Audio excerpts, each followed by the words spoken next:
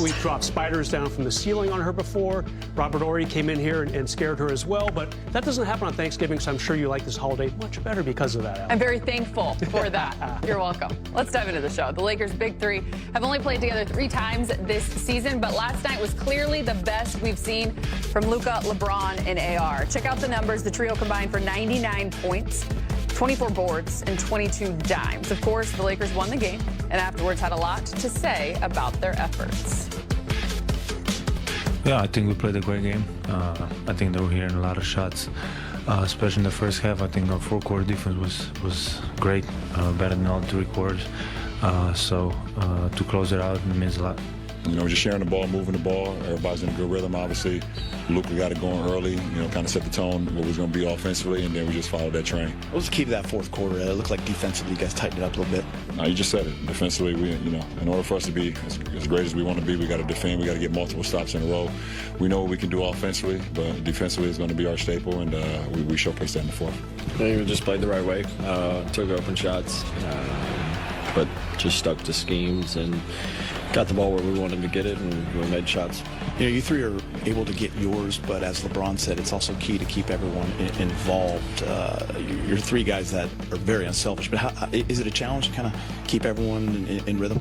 No, I think you just pass it to the open person, especially with Bron and Luka. They, you know, demand such a double team a lot of the games, and that means, you know, someone's going to be open and you can play 4-on-3 basketball.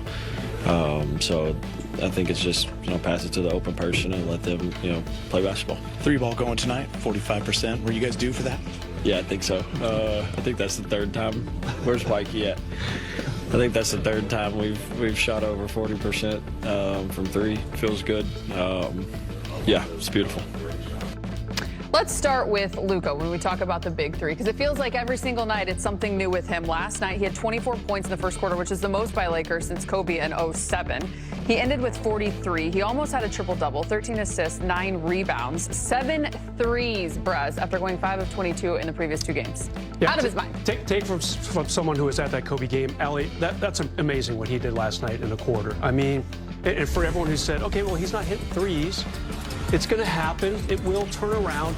Well, this is what happens when it does turn around. You get a pretty, I'm not going to say easy win, but, you know, kind of got the coast going away down the stretch. Lakers have not had a lot of double-digit victories, Mark and Allie, but last night was definitely one of those cases where they did. And just a really good triumvirate. You know, the big three really did play well together. Luka's not going to hit all those threes every single game. There's no way that's going to happen, but wow, just poetry in motion right now, this team. 13-4, Mark. Would not have put a lot of money on that when the season started, but when you watch them play, they're happy. They're in a good rhythm. They're sticking up for each other. I know we're going to talk about that at some point today. A little fight last night on the court. And I'll tell you what a joy to watch this team right now. And Luka is now 2nd in the MVP voting, according to the odds makers. So a little bit behind Shea, but he is firmly past Jokic and everybody else right now. Yeah, Brez, it's wild. Not only that, what you just mentioned, but Luka already surpassed Magic Johnson for 9th place for most 40-point games with the franchise. And Brez, to your point, he's not going to make every shot, but I think when he plays against the Clippers, he's always going to make every shot. He always gets up for that team because of the playoff history that they had when he was in Dallas. It was fascinating being at the game, Allie. Not only was he jawing at the team bench after every shot, but it seemed like he was positioning himself to be on the near side of the court so that he was within shouting distance of the Clippers bench. He just really loves sticking in their face because of all those playoff matchups over the years. That's a great point, Mark. I feel like Luka, there's certain teams where he loves to jaw with the opposing bench, the opposing coaching staff. And for reasons you just lined up, the Clippers are probably at or near the top of that list. Just fun to see him operate on that court last night. Though he did get the tech, it was funny how he did nothing, as Big Game pointed out in the post-game show, when it came to that Chris Dunn scuffle. Yeah. All he had to do was smile. And that was just enough. Yeah. It was pretty fun Jackson to watch. Hayes for that. Exactly. Let's move on to LBJ, who played in his 3rd game of the season. And the first 2, as we know, more of a facilitating role, if you will, Brez. He had 12 in game 1, 8 in game 2. Last night he still had 6, but a season high 25. Yeah, I mean, he averaged, 14 points over his first couple games back, and you knew that was going to rise at some point. It was kind of humorous seeing a couple stories out there the other day. Ooh, is LeBron's double-digit scoring streak going to be in jeopardy? And you have to write that at some point because he had 2 fairly low-scoring games to start his season. Oh, yeah, that's not the case last night. You've got near-logo threes. You've got driving. You've got just enough dishing as well, Allie, to keep that defense honest. And it's going to take a really, really good team. Love the little kiss up the backboard there. It's going to take a really, really good team, a.k.a. Oklahoma City, to really put the clamps down defensively on the Lakers' big 3. A year ago, they were like the big 2, and who else is it going to be when it was AD and LeBron? AR stepped up pretty early last season to join those 2. You sub out AD, who hopefully plays Friday when the Mavs are in town. You put Luka in there.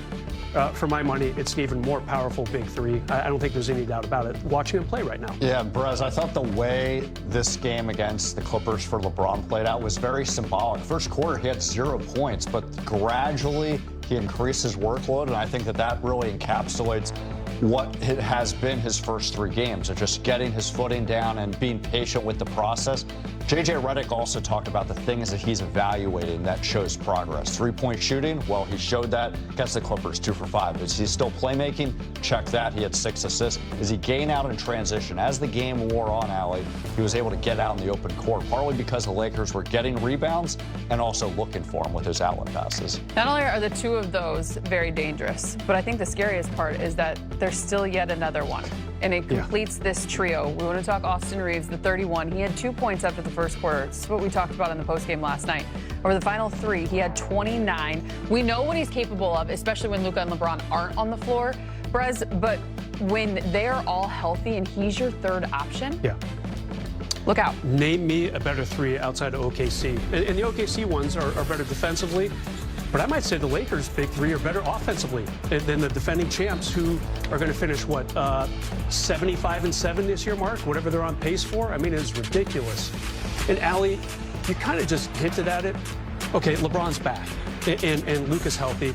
I figured maybe AR, he's going to step back a little bit on the stats. No, that's not happening. I mean, he is absolutely punishing teams, happy to go to the basket.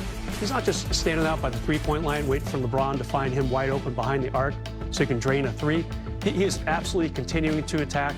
Fun to watch, and again, a huge cog in the wheel of the Lakers' offense right now. Yeah, and Perez, look at the league landscape. Jalen Williams out with the Thunder, chasing Tatum out this season with the Celtics. I think Austin Reeves and Luka Doncic are the best backcourt in the NBA, at least from an offensive standpoint, because they've been really productive. It doesn't matter, Allie, how they score. Luka does his magic and isolation plays. Same thing with Austin Reeves. They can do pick and roll. They play off of each other. They're both very aggressive with looking for their shot, creating their shot, but when those opportunities aren't there, they make 2 simple decisions. Either pass the open man that makes the hockey assist, or they throw those lobs to get the crowd going. It's been a pretty good combination. Speaking of shot making, we're going to go there next. But first, last night the Lakers wrapped up West Group B in NBA group play and advanced to the knockout round. That is a mouthful.